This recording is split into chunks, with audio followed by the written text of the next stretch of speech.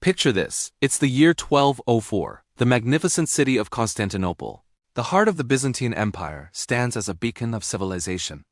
Its towering walls have repelled invaders for centuries. But now, an army unlike any other is at its gates. Not a traditional enemy, but a host of Christian knights, the soldiers of the Fourth Crusade. What went so wrong? This story begins not with a holy war against a foreign power, but with a family feud.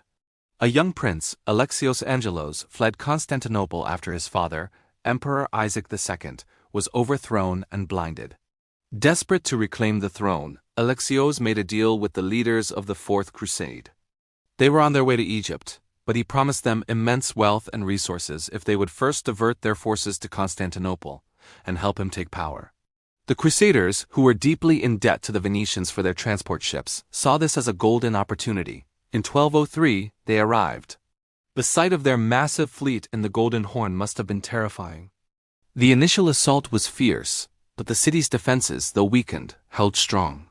However, internal political chaos allowed the Crusaders to breach a section of the walls. Emperor Alexios III fled, and the blinded Isaac was restored to the throne, with his son, young Alexios IV, crowned as co-emperor. Now Alexios had a throne, but he also had a massive debt to pay. He started stripping the city of its treasures, melting down precious icons and holy relics to turn them into coin. The people of Constantinople were horrified. They had welcomed him, hoping for stability, but now he was plundering their sacred heritage to pay a foreign army camped outside their walls. Resentment boiled over. The citizens felt betrayed, not just by their new emperor but by their fellow Christians. The situation became a powder keg. A fire, accidentally or intentionally started by the Crusaders, ravaged a huge portion of the city, leaving thousands homeless and destitute.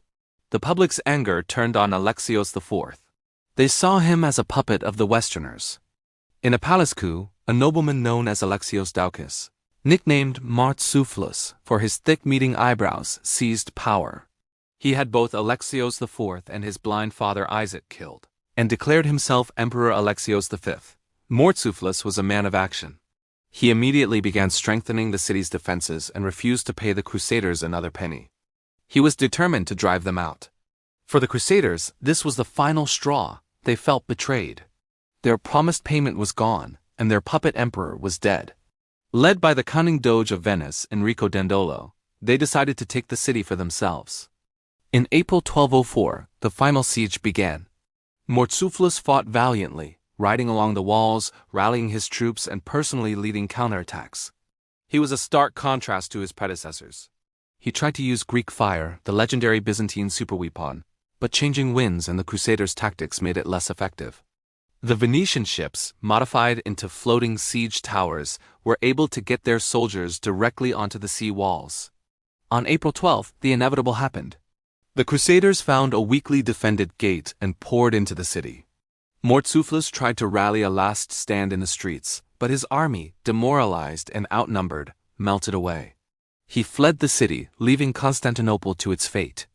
What followed was 3 days of unimaginable horror. The crusading army, which had taken vows to protect Christendom, unleashed a brutal sack on the richest Christian city in the world. They looted palaces and churches, destroyed priceless works of art, and desecrated the most sacred of spaces, including the Hagia Sophia itself. It was a catastrophe from which the Byzantine Empire would never truly recover. The 1204 siege wasn't just the fall of a city.